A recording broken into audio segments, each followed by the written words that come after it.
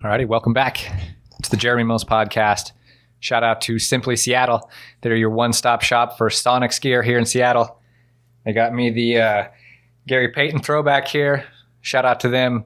If you need Sonics gear, check out simplyseattle.com. Support the show by subscribing, rating, and reviewing wherever you get your podcasts. YouTube, Spotify, Apple, Stitcher. Jeremy Mills podcast for everything else.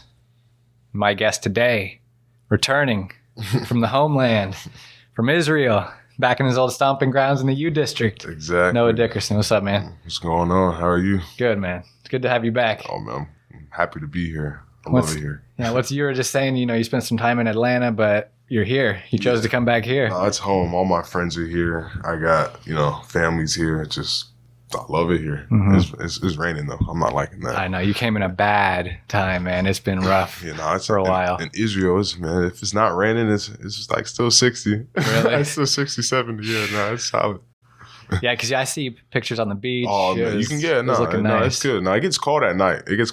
But like during the day, like when the sun's out, oh no, it's good. You're good to go. Shorts and shirt. Yeah, no, it's nice. So you were living in like a pretty nice area. Yeah, if you had to describe like coastal. Okay, so the first place I stayed at, I was a block and a half away from the beach, like really, really close. It was Ashdod. It's like a little small port city. And then but like if you asked any other Israeli about Ashdod, it's a ugly city. Dang. They got some standards. Nah, it's like an ugly city. Huh. And then so a lot of retired people go there. And then the second city I was in, Herzliya. No, that's more so up richer, nicer area. And so I never went to the beach up there, but it was it was a lot more younger people, a lot more Americans, and just rich people. I at heart am just this kid from a small town in Western Kansas, so it still trips me out to think about being over in Israel, and just it has to be so different just living there. Oh no, yeah, the food was amazing though. Oh, cause what and it's a lot of it's Americanized, like but like so like the first week I went there, I went grocery shopping for like a week and a half worth of food, and then like 3 days later I come back into the house. I'm like, man, what's that smell? I'm like, it smells rotten. So I go into the fridge and like everything's rotten. I'm like, it's only been like 3 days, and so I called my mom. She was like, hey, what's going on? Like all this food just went bad. I just bought it like a couple days ago, and she was like, oh, you're overseas. There's no such thing as preservatives. No, oh, no, yeah, nah. It's like you got to go grocery shopping like every like 4 days, 3 days. Nah, it's going bad, yeah. I wouldn't even have thought about that because I know you store eggs differently, like overseas. Nah, like you buy milk is not in the fridge. Like I remember the first time I went into a grocery store, I'm like going around. I'm like, well, this milk is just out. I'm not buying this. What do you mean? Room temperature, yeah. What are you talking about? It's bad. It's bad. And then somebody told me, she's like, no, that's fine. It's how you have it. You don't got to put it in the fridge. It's like, really? Like, yeah. The eggs were out. I'm like, oh, wow. Did you get used to it? Yeah. It tastes pretty good. Yeah? Did your body feel better? Yeah. Like after eating like certain meats and stuff like that, like burgers, like I went to Zaxby's when I went home, and terrible for you, but like, I haven't had it in a long time. And so I went home, had that, and just after eating it, I just felt so bloated and so just But like when you eat that type of food over there, kosher food, food that's real good for you, like you don't really have that feeling at all. Like, it's a whole different feeling after being full. Huh. So you're going to adopt that? Or are you going to eat kosher back here? I mean, it's expensive. Yeah. It's expensive. The QFC we're near, man, you can pick it all up there. But kind of bringing it back to the end of your senior season, obviously you and the guys in your class were pushing that program forward. You're focusing on the NCAA tournament, doing that. But you also had to think about like the next step. You thought about it probably leading up your whole life, like I'm about to go pro, about to do this and that. How hard was it to focus? Where was your mind at? I was really more focused on like, I don't have to do school anymore. I've been waiting for this time my whole life. I'm done with school. I don't have to wake up at 8 a.m. anymore. Like it's done. But like it was,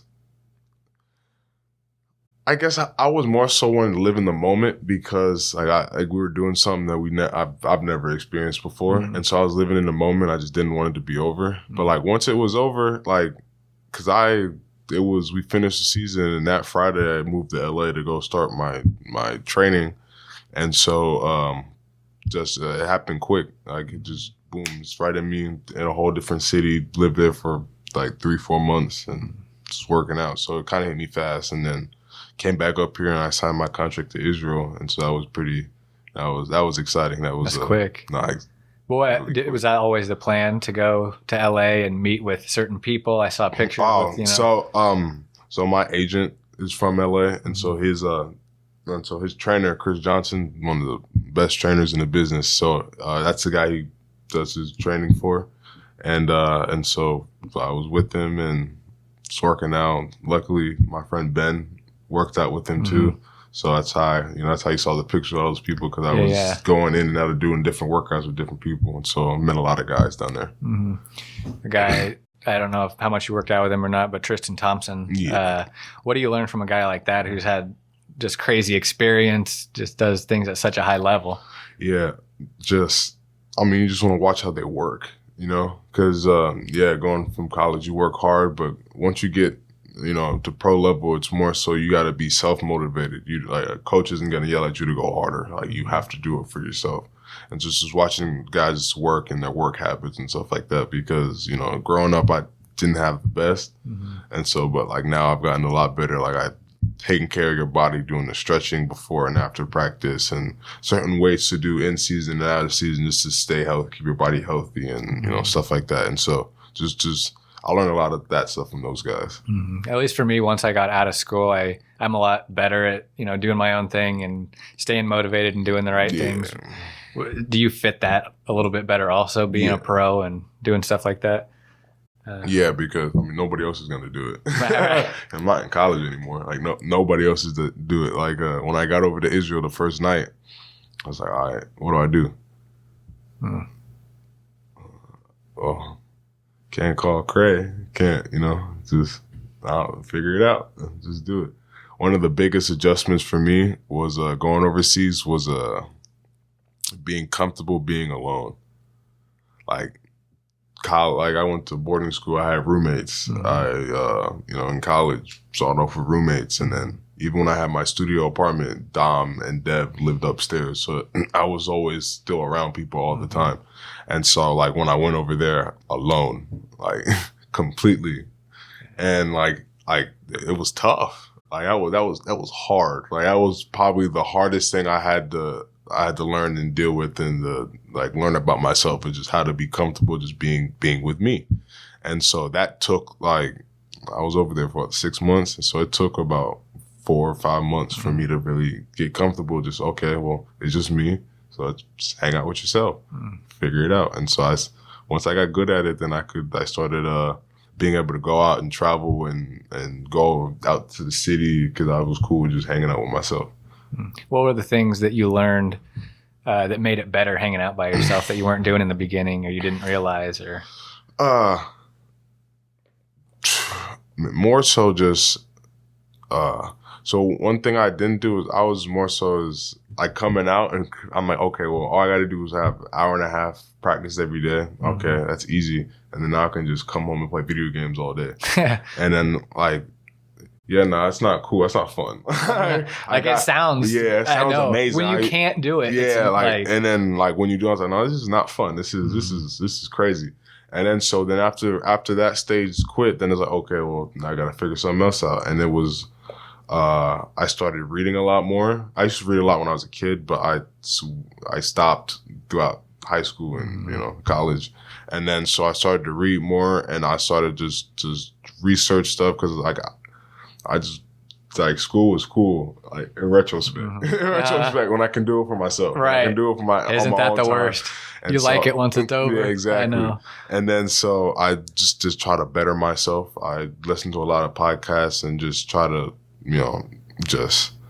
just better my mind, and try honestly speaking, try to understand myself better, because I don't. one thing that I do kind of regret about growing up was I went to boarding school, and when I was 16, right after my grandmother died, and so emotionally, I was kind of, I didn't understand myself very much, and then after that, I was out the house. Now, even to this day. And so right there, I was kind of, I felt like I wouldn't tell anybody this, but I was emotionally lacking from other people. And so those 5 months over there really helped me just understand myself like a lot better. That's interesting because you could paint it in a different way. Some people say, oh, you were alone. You could feel sorry for yourself, and that could go a totally different way than it did. But it seems like maybe you met yourself and you liked yourself. You're like, all right, no, this is actually cool. I like hanging out with myself. This is good. You almost needed that space to grow. Yeah, no. Yeah, for sure. And it's funny because when I was over there, like, people are busy. People have jobs. People, even so from Seattle, we're 10 hours in front. And then Atlanta, we're 7. And so basically, that means my mom would wake up around 3 o'clock right when I got out of practice. So I'd call my mom like 4 times a day. And if we only talked once like that day, then like I was like, oh, I feel like I haven't talked to you in forever. Wow. And like, so she really was, I just quick little 5-minute, 10-minute conversations throughout the day. And then, but like that went a long way just because, because you could really go, if I had practice, but other than that, like, I could really go a whole day without like talking to anybody, and so just, social interaction is good, but. Was being around different culture, different kind of people impactful on that, or? Yeah, everybody was so nice. Like, everybody was so my first place I lived in an family apartment by myself. And then the second place I lived in, it was like in a house. I was like in a basement unit, a basement tenant. And so upstairs was like a family. So there was a husband, wife, they had 2 kids. And so they're Jewish. So they had Shabbat dinners every Friday. And what is that? So Shabbat dinner. So in Israel, Shabbat. So from Friday to Saturday night, everything is like a family time. Everything is closed. Like, it's not in Tel Aviv, but more so like in Ashdod, my city. Everything like it's closed. Like, it closes around 5 o'clock on Friday. Then stuff doesn't open until about 6, 7 on Saturday. Everything's closed. Just time to be with family.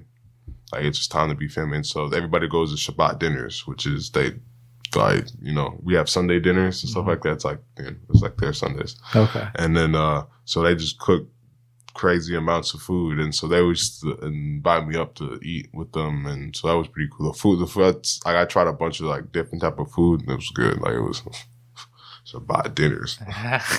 If you had to compare it to any type of food here you could find in Seattle, is it even nothing? Nah, because like even the salads, like, because how the vegetables taste, like it's just different. It's different. Like, I went over to Israel not liking olives. I come back putting olives on my pizza. Huh. Yes. What do those olives taste like? Oh man! Even my teammate out there, he was telling me, he was like, yeah, we went to we had a spot by the beach, and we get 30% off, so we would go there all the time, and then all the time, awesome. Like at least 4 or 5 times a week, like all the time, and he was like, yeah, bro. I said, olives don't taste like this in America, huh? Because they would always, for starters, just put it down on the table, and I'm like, they don't at all, because I did not like them. My mom would try to force them on me. I just, no. But over there, it was different. It was good. They were amazing. Interesting. Amazing. Was the water good over there?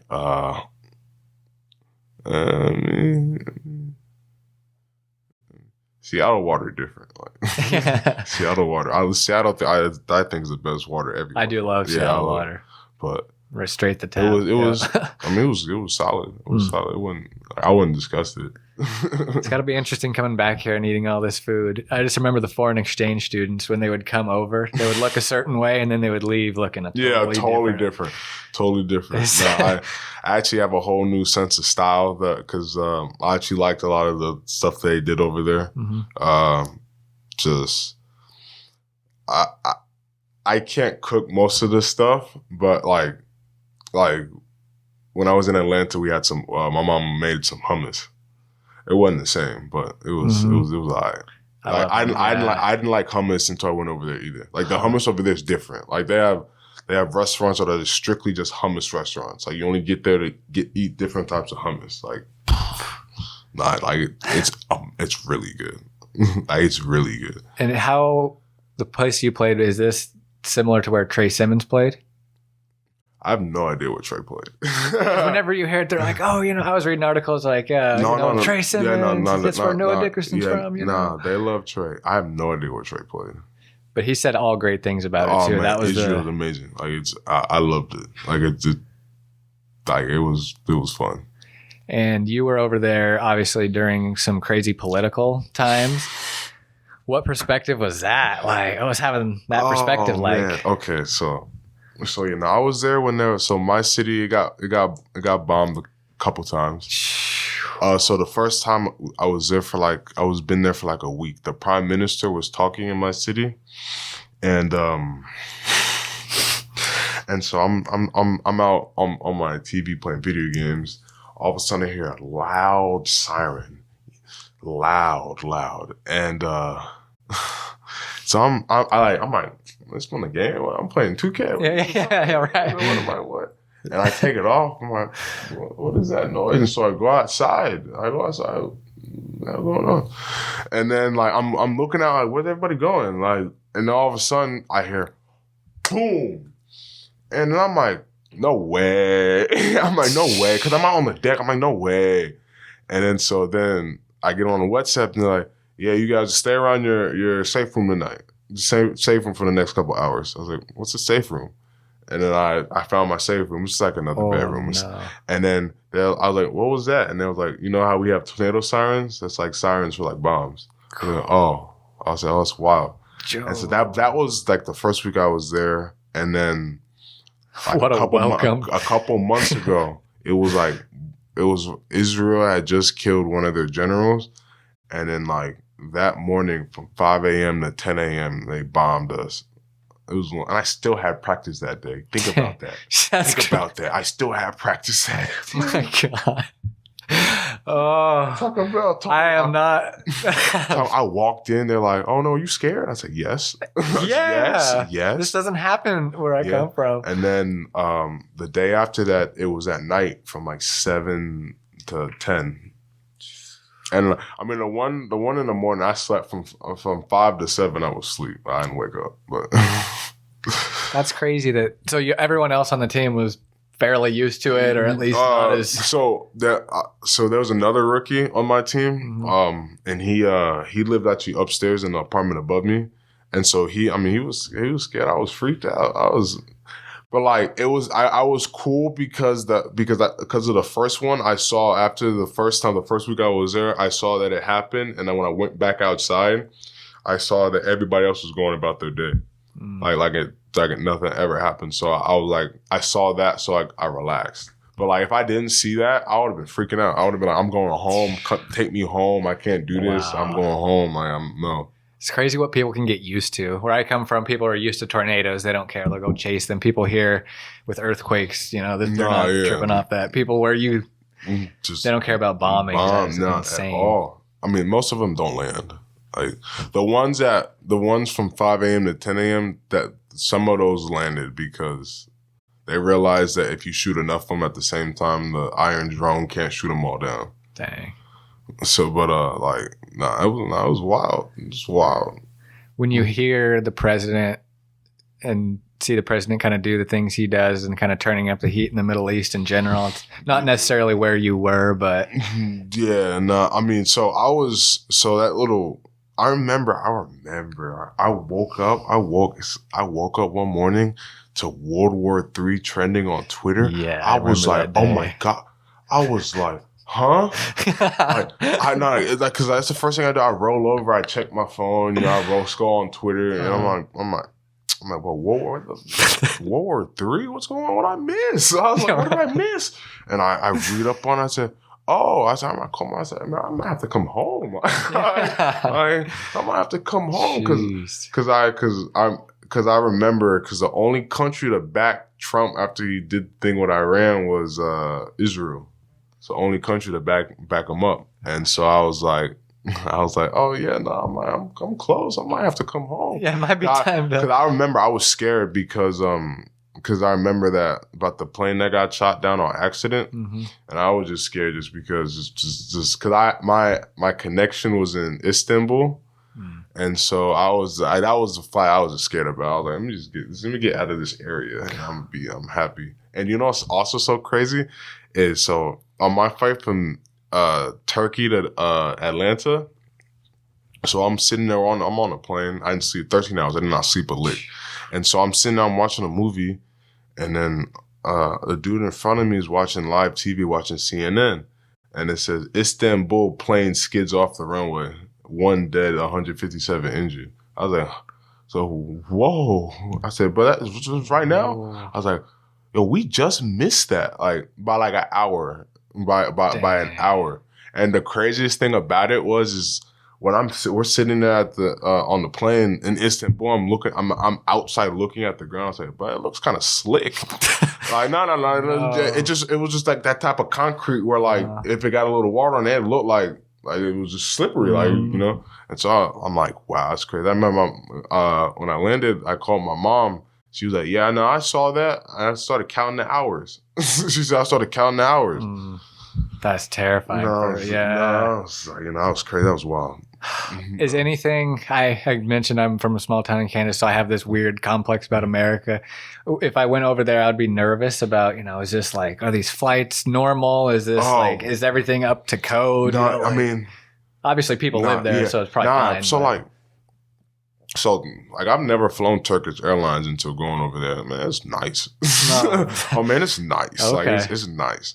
Even like the regular seats are nice. And so like I mean it's not even like I never looked at it that way. Like the Istanbul airport is cool. It's really nice. Like it's really nice. And I mean I've only stopped in both times going. I stopped in Istanbul, so I've only been to that airport really. But like, I mean, I never looked at it like that. Like it looked pretty, like up to standard. Legit, yeah.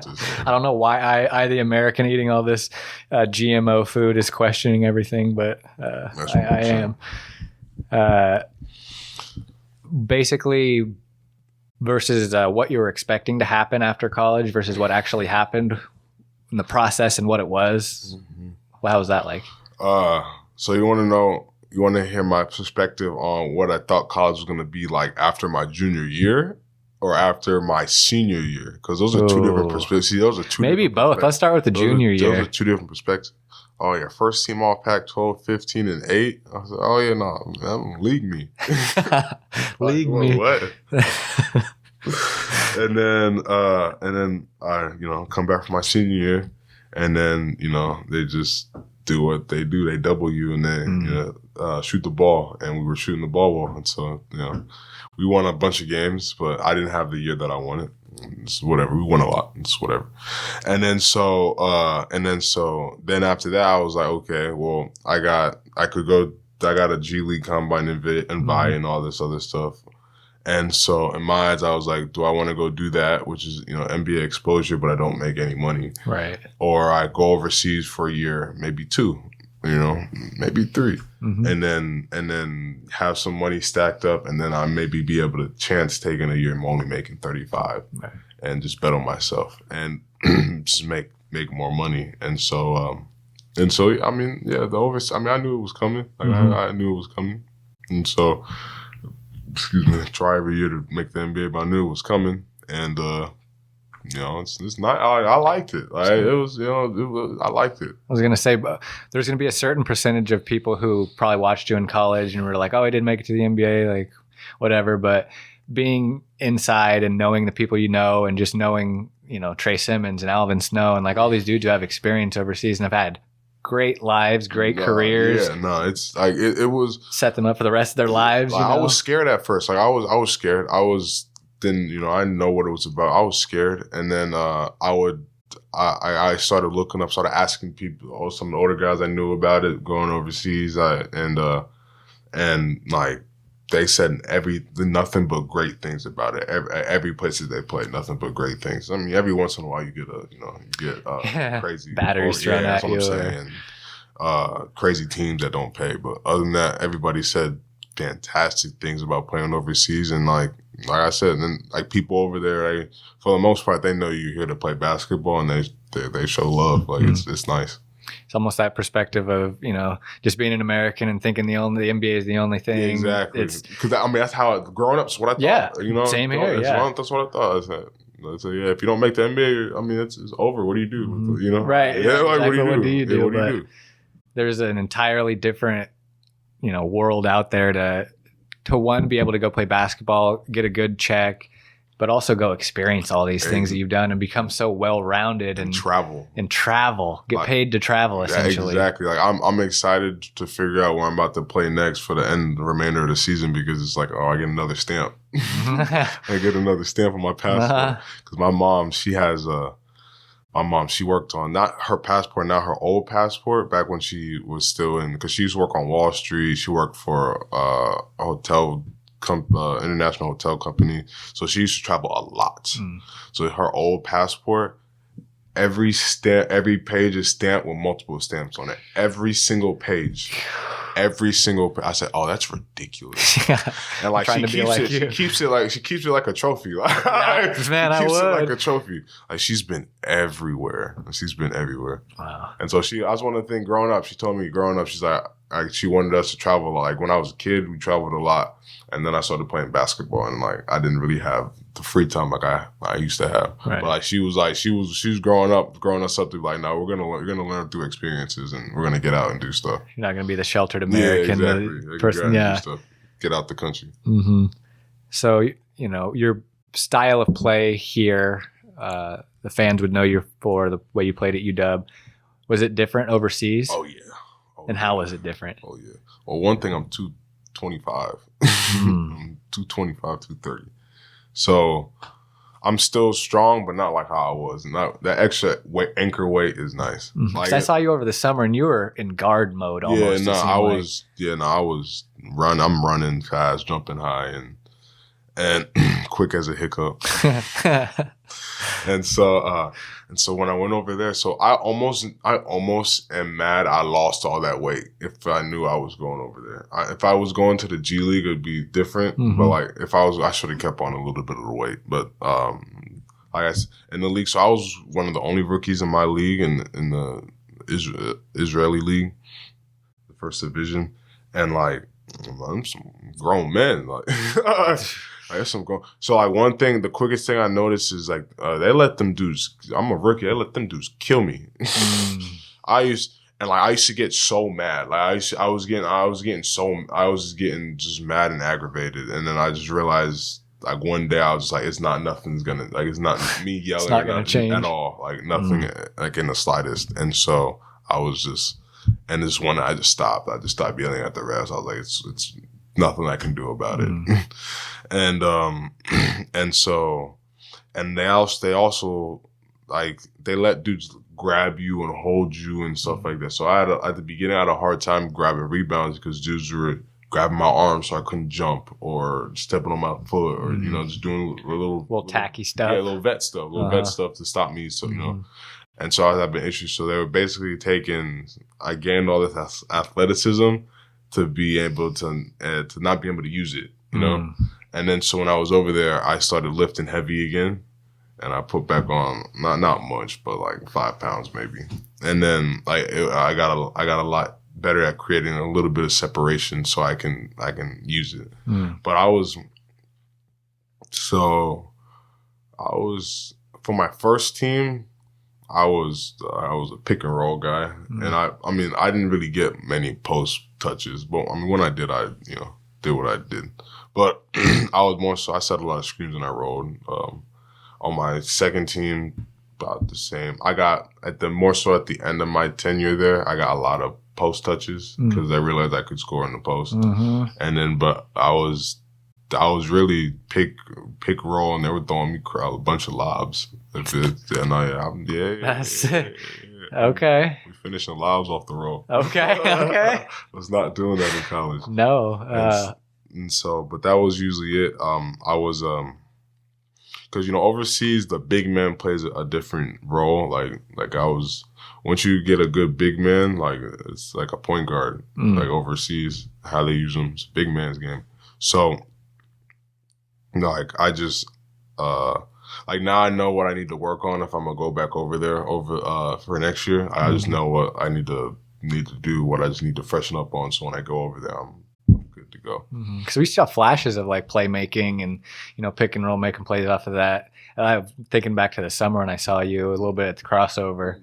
Yeah, just working. Yeah. Just working on it, just making reads, quick reads off the roll, just quick moves, 1-2, and and so going overseas, I didn't have to do that, so I kind of lost it. So I got to find it again, especially when I'm hoping I go to a country where the season ends a little bit early, so I can start training for the summer league and stuff a lot earlier.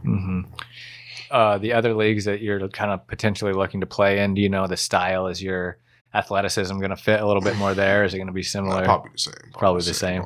Unless like in Asia, if you go to a country in Asia, I heard a lot, like they like a lot of like they want Americans to put on shows. So I haven't watched anybody play in Asia, but like I just imagine that they just want the Americans to shoot a lot and put on shows. But in other countries, for sure, like it's gonna grab me and hold me. And I remember I texted after a couple of my games. I texted Sam Timmons.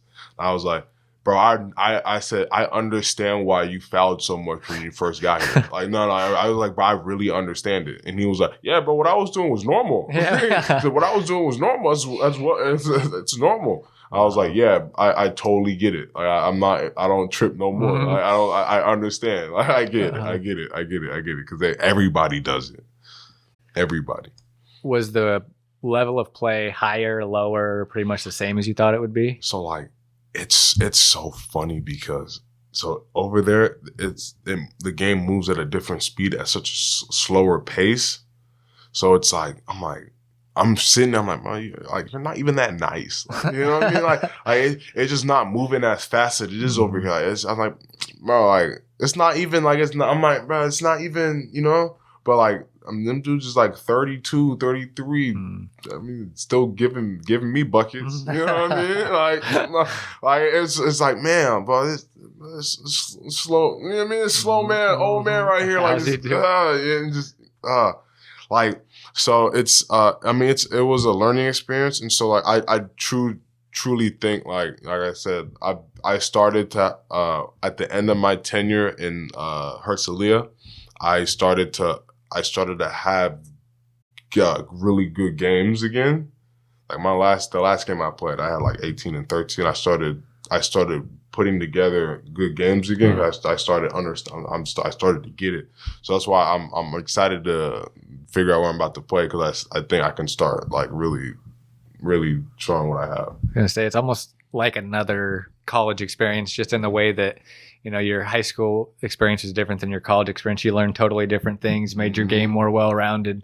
Like, you're going over to do all this, whatever you end up doing, look at all these other people that have gone overseas and played huge roles in the NBA, or just had great overseas careers. And no, there's money to be made overseas. I see, like, that's the thing. I didn't know about that either. Like, I didn't know. Like, some of the dudes, like, you ever heard of a guy named Mike James? Hell yes, definitely. So like I watched him when they were playing Maccabi Tel Aviv. Oh my God, he's filthy.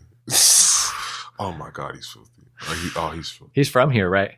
Oh, I have no idea. I believe he is, or at least he was at the Pro-Am. I remember seeing him at the Pro-Am at one point. He's filthy.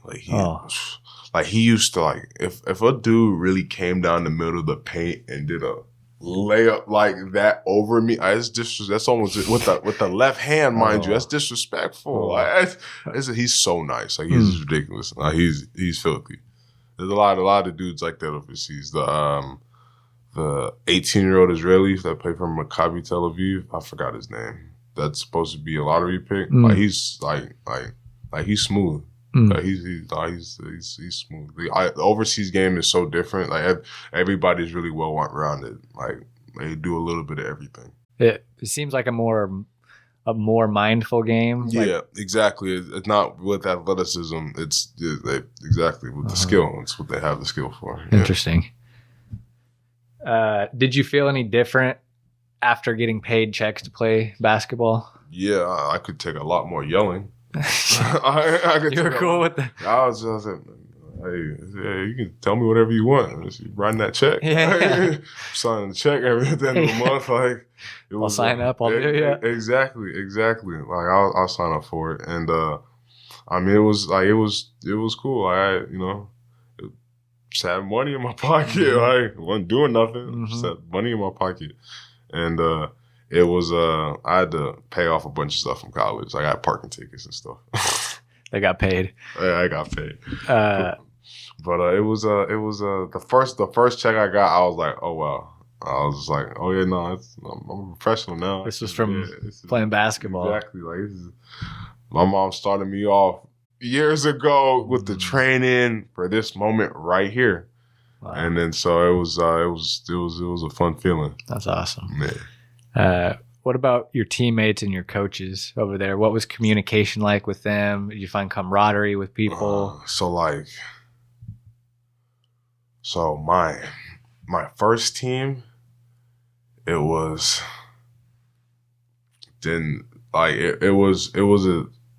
a situation where it was like they don't have much money. So they were borrowing money, like they were really, really late on the paychecks all the time. And we weren't good. Like, it wasn't like we weren't good, but like we'd lose game, or we'd just all of a sudden, like we lost our first like 5 losses were all like game winners. And then like the coach, he's like a 1990s style coach where he would just kill you in practice every day, like kill you, like utterly kill you in practice, and even days before games, just kill you. And like, style. Yeah, like I'm coming from college. I'm okay. I'd stay out in drills doing because the dude's just 34, 30, like they dying. Like it's taking 45 minutes to stretch. Like you had to really go in there mentally prepared for practice, and then so with him, not really. Like it just wasn't good communication, good talk, and then they released me. And then when I went to my other team, my coach Mickey, he loved him, loved him to death. I loved him. Man, he was amazing. He instilled confidence in people. And he wasn't a guy that was like, okay, so we have plays, but like, and then we have reads off the plays, and he was like, so let's say they were coming for a side ball screen and they ice it, and I pop back, he passed it back to me. He said, I don't want to tell you what to do. That's what he said. I don't want to tell you what to do, but here are a couple options. He can cut and you can dribble him up with the corner. He can pass it back to you and run off you anyway. Or you could take it to the other side and then run another pick and roll. He said, I don't want to tell you what to do or you could drive it. He said, I don't want to tell you what to do, but those are some reads off of it so you can, play basketball. Right. Right. And so that was, I liked him as a coach. So he was just, Was he a player at some point? Probably. Seems like a player's coach. Probably. Probably. I believe it. And your teammates, people around you, how many people speak English? What is the main language? Oh, there? Yeah. So, Hebrew. But, for the most part, everybody under the age of 45 speaks English. That's or good. Enough to, be good. So it wasn't, like, that big of a language barrier or nothing. Okay. So that's all. Yeah, no, it wasn't that big.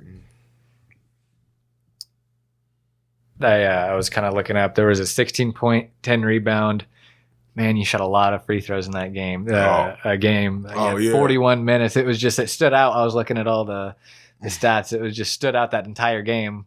Do you remember what game I'm talking about? Yeah, I do. I was what? Yeah, I do remember exactly what game I'm talking about. Yeah, it was calling fouls for me that game. Okay, finally happened. It was calling fouls for me that game, and I was making my free throw. Mm-hmm. Your free throw stroke is one of my favorite to watch. It was. I lost it for a second there. I lost it. No, yeah, I lost it for a second there.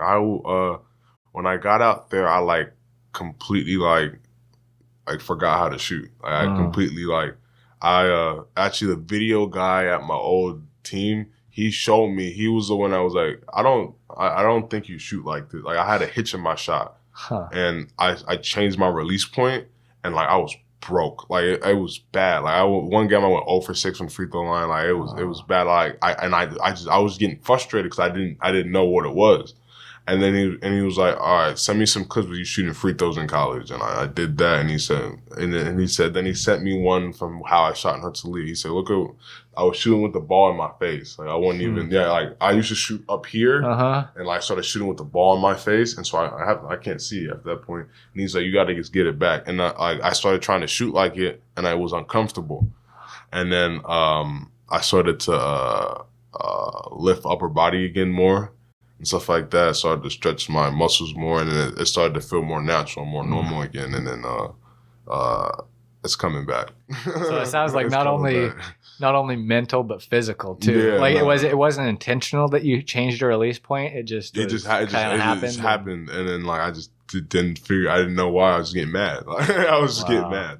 Yeah, and then. So he really helped me. And so like I've learned a lot of little tricks and stuff like that from a lot of the vets that are out there and things like that. Like the first thing I did when I landed here, landed back home was I ordered a couple of things that I needed, like because I realized a lot of teams don't have like real good training rooms and stuff like that. So I bought me a massage gun. The little I bought me one of those immediately. I bought one of the it's like for recovery, it's like you put it on your legs and it blows up and it just gets out all the lactic acid. And I bought one of those because I was like, well, I spend 95% of my day in my room. I might as well just have these because I don't have to leave my bed. I can just use them and then just recover, play video games, recover, and just hang out with myself. Hang out with myself. What are you most proud of for your first year? Oh, I did it. I did it. I was, cause at some points it was hard. Like I wanted to go home. Like it was tough. At some points it was tough, especially one of my best friends, he died over, when I was over there. And so, it was tough. At some points where I was like, it was like, man, I don't know if I can do this. I gotta go home. And at points in my life, Noah would have done that. I've sabotaged myself. Like I would have done that. And so I'm just happy with myself that I stuck it out. I stuck it out and I realized, oh no, it gets better. It gets better. And it gets a lot better. And so that's like honestly, one of the proudest moments of my life is the fact that I actually stuck it out. That's awesome. That's amazing. Sticking it out is the hardest thing to do in any situation, especially. And I didn't know what you were going through, but I, had a small understanding. So you should be proud of that, man. It was tough. It was tough.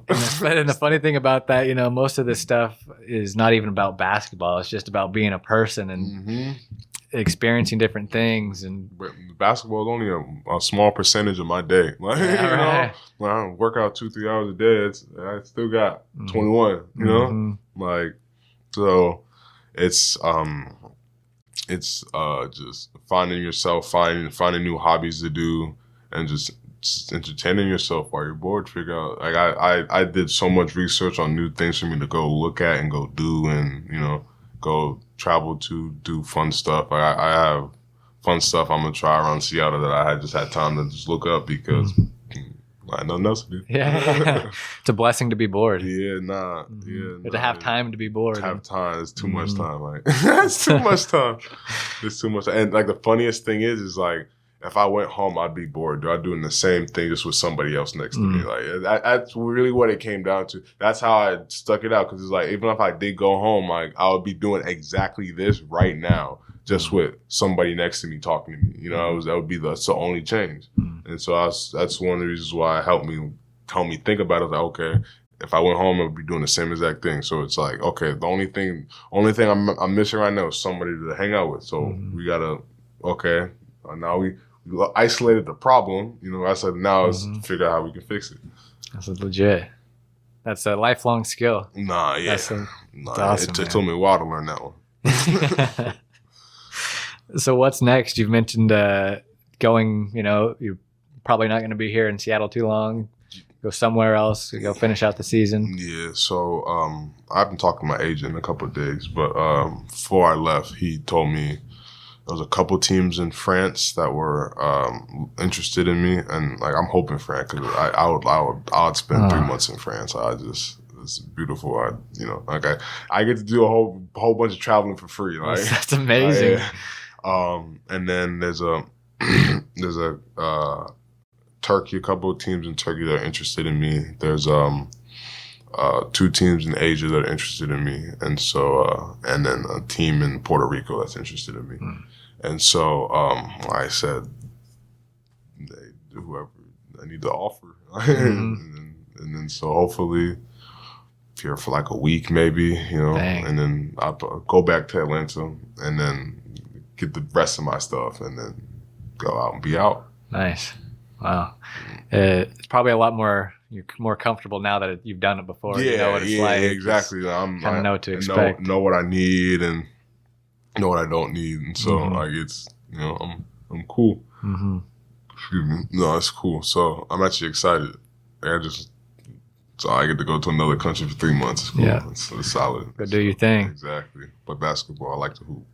The fans around here loved you. You were a huge fan favorite when I went to the games. It was like you were the one getting the energy going in there. You would, whether it was a putback dunk, a block, whatever, you know, just you being you, just having energy, screaming, doing that Noah scream. If you had to say anything to those people, just give them an update, send a message to them, what would that be? What would that be?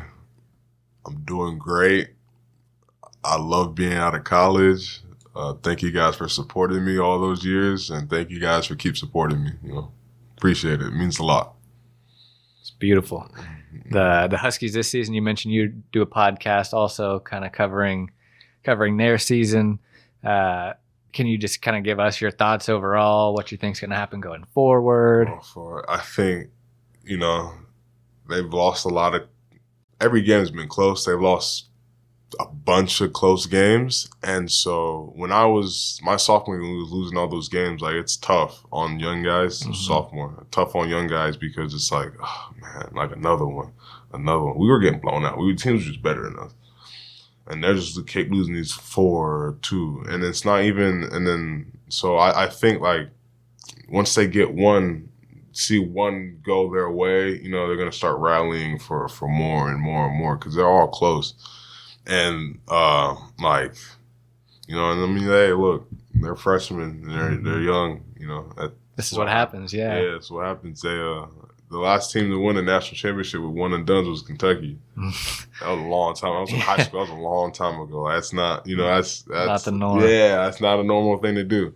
You know, yes, one team will have a fantastic freshman, but he's still surrounded by juniors and seniors, you know. So, like.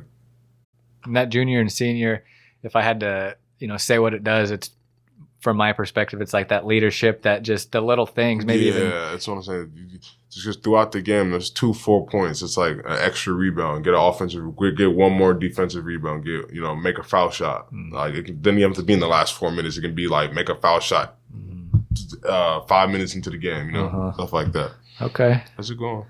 He's coming in to say hello. That's one thing. There's a lot of wildcats in it. No, like a lot. Like a lot. Like everywhere you look, there's a cat. Like all jokes aside, like everywhere you look, there's a cat. And so that's hilarious. Just kind of outside chilling. All over the place, like everywhere. Like, like I walk outside, make a left, oh, it's a cat. Make a right, it's a cat. No, like cats that look like this. Yeah. Just regular cats, like all over the place, like all over the place. Like it was crazy. Like I actually started to enjoy it. Like I didn't mind cats, but I was more of a dog person. Mm-hmm. But being out there, like I was talking to cats. Being alone and cat, that's like that goes hand in hand. I was talking to cats. Like they'd be all over. They'd be all at the gym. It'd be all the same. I was live in the same place, so all the ones at the gym, I'll see all the same ones every day. All the same ones every day. That is hilarious. You smell the dogs, don't you? Yeah, he's a legend around here. He was the outside cat killing everything. I see him blocks away. I'm like, hey man, what are you doing? He'd bolt back home. For the freshmen, you know, people, they're going to make mistakes. Like we said, that's the thing that happens. You have to learn. Exactly. You have to make these mistakes to learn. Exactly. And it's just with the one and dones. Like they're learning this for their pro careers more than. And most of the time, the college games hinder their games anyway. And but the quad A being out hurt. Mm. He tied in that the offense together. He tied it in. Mm. I do believe that their season would be a lot different if he wasn't how he was. Mm. You know? And you mentioned kind of you see certain players, whether it's Markelle Fultz. I don't know if you want to throw Matisse in there. I don't know if you want to throw whatever player it is where it's or Jaden McDaniels, where their games seem limited or they don't show all they're eventually going to show in the league. Yeah, like what is that with? It's just you gotta fit just the style. The game is different. Like pro, you're more free, way more freedom, way more space for movement. Like it's defensive 3 seconds. Mm-hmm. Like it's I remember people felt outraged when Luka said it's easier to score over here, and I mean he's not wrong. Like that paint is bigger, and you have to be on the other side of it. Like that's a long way to be. That's right. Like when I make a move overseas, that help defenders right. He's right there. Like, it's not. It's like once you make your move, you have to beat 2 players. You have to beat 2 defenders. Like people don't listen to what he's saying. Like he's not saying the level of play or like the talent is better or whatever. It's help is right there. It's built in. Like it's like you have to go past 2 people, and so. And so like no, it's and so like that really does help it. It really does help, and the freedom to play your game and do what you do. That's that's what NBA is. Mm-hmm.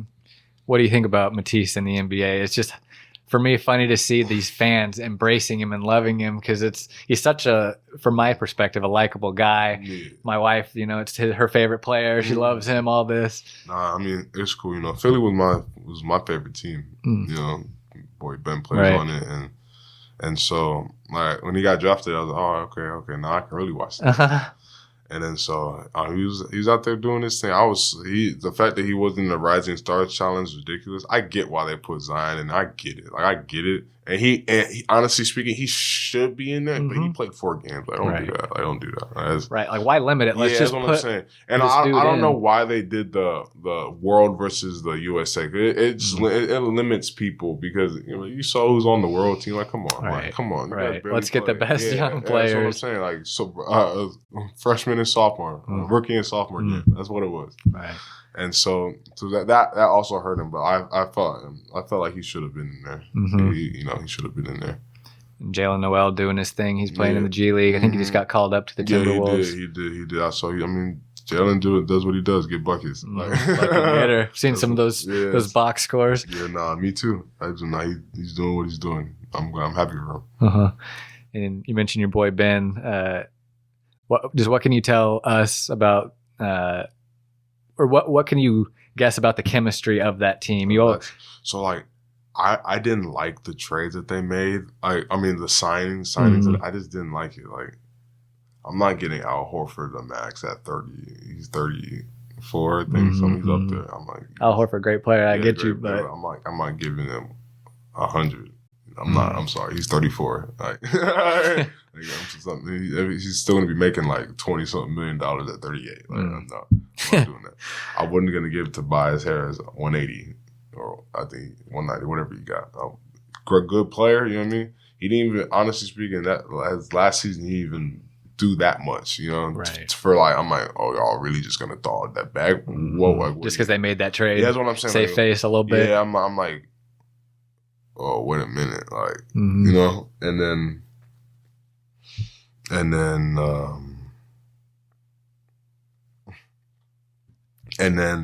like they're just so big. You know, they're just so big. I'm like, yeah, it could work. It could work, you know, but the NBA is getting smaller now, and so I felt like I needed more 3-point shooters. Like I feel like that lane, that paint's gonna be packed. Like I felt like they needed more. They should have went out and got a lot more shooters. Yeah. And look, they're doing now. Like they're doing. That's supposed to be number one. I mean, top two. The Bucks are a different story. Bucks are crazy. The Bucks are nice. Yeah, I didn't think that would be nicer than last year, but the Bucks are nice. Giannis is ridiculous. He's a freak. He's a freak. Oh my gosh. Is that who you're looking at as next? I don't know if there's a next, LeBron or next face of the league. Yeah.